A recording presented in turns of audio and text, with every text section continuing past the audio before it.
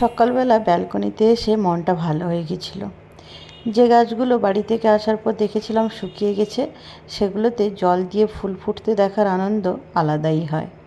এটা ছিল বৃহস্পতিবারের ভিডিও। ব্রেকফাস্টে বানিয়ে নিয়েছিলাম বেসনের ছিলা। ওরা সবাই সস চাটনি দিয়ে খেলেও আমি এমনিই খেতে ভালোবাসি। তারপরে দুপুরবেলা কাজকর্ম সেরে গুগলিকে গেছিলাম আনতে। এমনি সময় বাস তো ঘরের সামনেই ওকে ছাড়ে।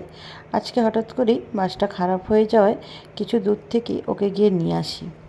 এখন বাইরে যা রোদ আর গরম, বেরোনোর উপায়ই থাকে না। প্রায় প্রতিদিনই 40 ডিগ্রির ওপরে টেম্পারেচার থাকে এখানে। যাই হোক, কিছু করার ছিল না, আনতে তো যেতেই হতো। তাই ওকে প্রায় 1 কিলোমিটার দূর থেকে আমি নিয়ে এলাম। আর এই গরমে কিছু খেতে ইচ্ছেও করে না, তাই দুপুরের দিকে লাঞ্চে আমি অল্প কিছুই বানাই। আজকে যেরকম লাউয়ের তরকারি আর ডাল বানিয়েছিলাম।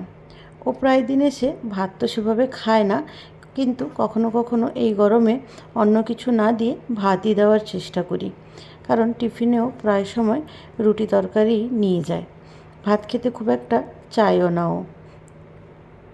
বান্ধবীরা ঘর শিফট করছে, ওদেরই একটু হেল্প করছিলাম। তাই ওরা আজকে রাতের বেলায় ডিনারের প্রোগ্রাম রেখেছে বাইরে, ওখানেও যাব। তাই জন্য দুপুরবেলা আর বেশি কিছু করিনি, পাতলা লাউয়ের তরকারি আর ডাল।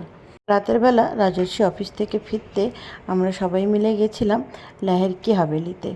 এটা এখানেই আমাদের বাড়ির কাছে একটা ছোট্ট রেস্টুরেন্ট, কিন্তু খুব সুন্দর করে ভেতরটা সাজানো। আজকের দিনটা এভাবেই খুব সুন্দর করে কাটলো। চলো আজ তাহলে এটুকুই, দেখা হবে নেক্সট ভিডিওতে। Follow for more.